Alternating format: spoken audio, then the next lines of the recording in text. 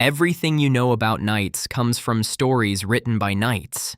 There's one part of the job all of them leave out, and it isn't the dying.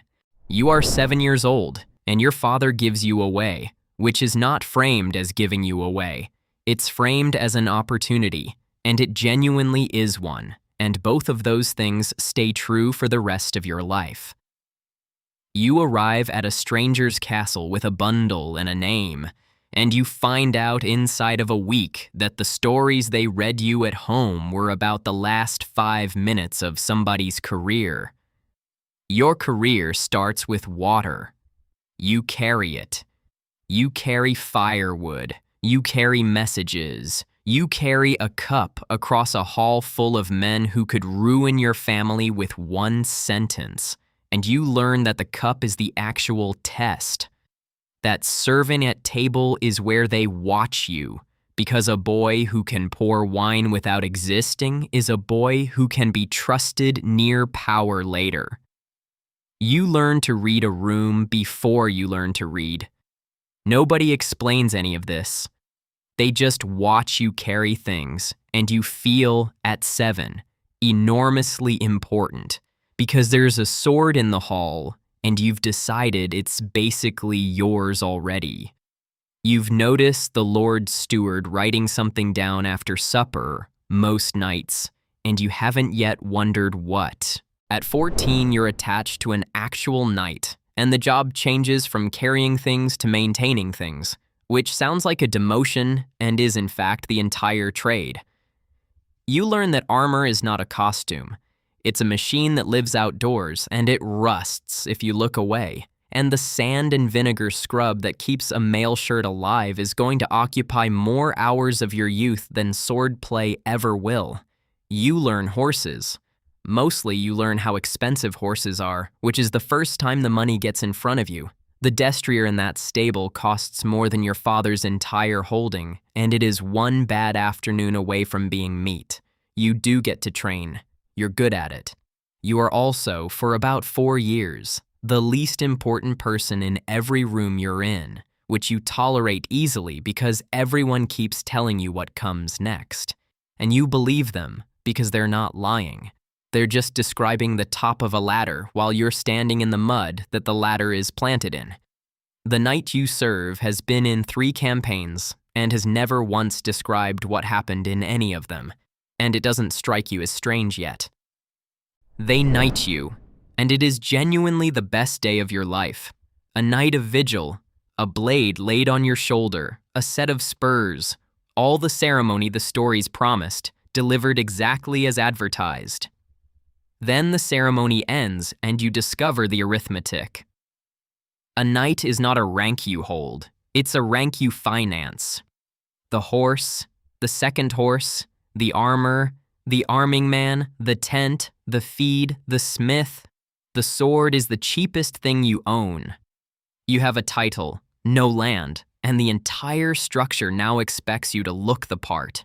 So you go where men like you go. You attach yourself to a household, or you ride the tournament circuit, where you can win another man's horse and armor and sell them back to him, which sounds like sport until you understand it's a job market. Some of the best knights alive are, functionally, freelancers who make rent by unhorsing strangers. It works, when it works. You eat well for a season and you're proud of yourself. The first time you lose a tournament, you find out you don't just lose the match, and that's the version where nobody gets hurt. You take a contract with a lord because eating regularly turns out to matter more than freedom, and this is where the stories stop being any use to you at all. The work is not war. The work is administration with a sword on it. You ride out to a village that is behind on what it owes, and you sit on a very large horse in front of people who own 1 cow between 4 families, and you are the reason they pay. Nobody swings anything. Nobody has to. The horse does it, the male does it, the fact of you does it, and you go home and eat a good dinner, and you're the same man who was moved by the ceremony 2 years ago. You also start seeing the ledger up close, the steward's book, the one you noticed as a child, which lists what everything is worth: wine, oats, iron, men. You are on that page. You have a number. It is not a large number, and it is the first time you understand that you are, technically, equipment. Everything you've done so far has been peacetime. Your lord has just been called to a campaign. Here's the part the stories leave out. A battle between men like you is, more than anything else, a market. You are not primarily there to kill the enemy knights. You are there to capture them, because a live knight of good family is worth more than any amount of dead ones, and everyone in the field knows the price list. So the fighting is real and terrifying, and it is also, at the same time, a transaction. And holding both of those in your head at once is the thing nobody warned you about. You take a man, you get him down, and you get his helm off, and he says his family's name to you quickly, urgently, the way you'd say it, and you recognize it. You know his cousin, you drank with his cousin, and he is enormously relieved, because that recognition is the entire mechanism that keeps him alive. He becomes yours. Not a prisoner in a cell somewhere. He rides with you, eats with you, and is scrupulously polite to you for 4 months while letters go back and forth about what he costs. And the whole time, the two of you get along, because what else would you do? Meanwhile, at the edge of the same field, on the same day, the common infantry who couldn't say a family name worth writing down did not become anybody's guest. You've been paid for a person, and you were correct to do it, and you're going to have to be someone who did that for the rest of your life. Winter, and you sit with it. You know exactly what the job is now, that the ceremony was real, and the ledger was also real, and the ledger is load-bearing. You could stop. Men do. They take vows, they take a monastery, they go home to a small holding and never put mail on again, and that road is genuinely available to you, and you look straight down it, and you decide, with no illusions left and nothing hidden from yourself, to keep doing it, not because the stories are true, but because you're extremely good at a difficult trade, and because the version of this done well and the version done badly are very different things for everyone standing near you.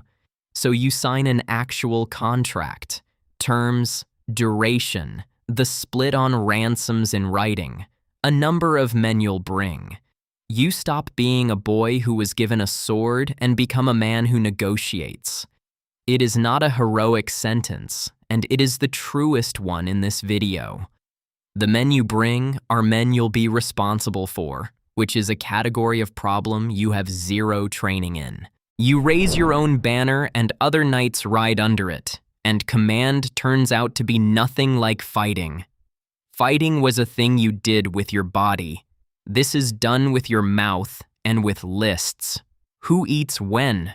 Whose horse is lame and won't say so?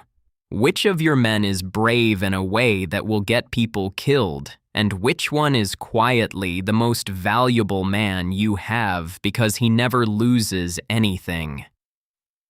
You learn that a campaign is mostly logistics interrupted by about 40 minutes of the thing everyone writes poems about. You get good at the 40 minutes too, better than good, because you've been doing it since you were 14, and your body knows things your head has stopped narrating. And the fear doesn't go anywhere. That's the part that surprises you. It just stops being an emergency and becomes weather, something you're in, that you work in, that you stop discussing. You start being asked for your opinion in rooms where, 10 years ago, you'd have been the one carrying the cup. You're the one they consult now. You've got land, finally. Modest, complicated, more paperwork than pageantry, and a reputation, and a body that itemizes every campaign in cold weather. There's a boy in your hall carrying water. He's 7. He thinks the sword on the wall is basically his already, and you know precisely what he's about to learn and in what order, and you don't correct him, because being corrected isn't how anyone learns this, and because he'd need the 10 years to understand the sentence anyway. You're asked to sit in judgment sometimes, which is the part nobody puts in the stories either. A knight ends up being a magistrate with a horse. And when you tell the boy about a campaign, and you do tell him, you find that what comes out is the ceremony, the charge, the moment the line broke, and not the 4 months you spent being politely accompanied by a man whose family you were pricing. The steward is writing after supper. Same as always. Same as the man before him. Same as the night you first noticed it at 7 years old without knowing what a ledger was. You could tell the boy what's in it. You could explain that the stories were written by people exactly like you, sitting exactly here, and that the leaving out isn't a lie. It's what a person does when the true version doesn't fit in a song. Instead, you tell him to bank the fire, and he does, badly, and you'll show him again tomorrow. Somewhere in a chest upstairs, there are letters about a man's price, in your handwriting, that you kept for no reason you can name. Every version of you is still in the room.